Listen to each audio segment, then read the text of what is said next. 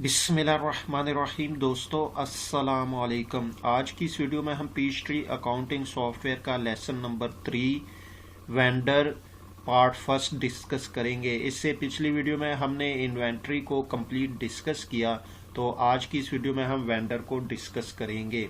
तो वेंडर की window open करने के लिए आप मेंटेन में जाएंगे और वहाँ से आप वेंडर्स पे क्लिक करें। जैसे ही वेंडर पे क्लिक करें तो आपके पास ये एक विंडो ओपन हो जाएगी। तो ये बेसिकली आपके पास वेंडर की विंडो है, यानी यहाँ पे आप वेंडर की जितनी भी बेसिक इंफॉर्मेशन होगी वो आप यहाँ पे एंटर करेंगे।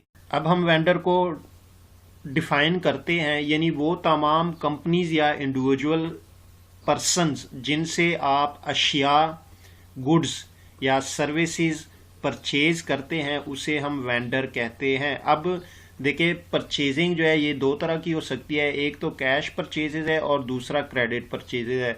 जब आप कैश परचेजेस की बात करते हैं तो जब आप गुड्स परचेज करते हैं उस वक्त आप उसकी पेमेंट कैश में कर देते हैं। दूसरी जो आपके पास क्रेडिट परचेजेज है, क्रेडिट परचेजेज से मुराद है कि जब भी आप गुड्स परचेज करते हैं तो उसकी पेमेंट जो है वो आने वाले दिनों में करते हैं, यानी फ्यूचर में आप उसकी पेमेंट करते हैं, तो उसे हम क्रेडिट परचेजेस कहते हैं। अब ये जो वेंडर है ये सप्लायर होता है, क्योंकि ये आपको गुड्स या सर्विसेज सेल करता है। तो जितने भी आपके वेंडर होंगे उन सब का डाटा आपने इस विंडो में मेंटेन करना है। तो नेक्स्ट वीडियो में हम इसकी ये पूरी विंडो डिस्कस करेंगे।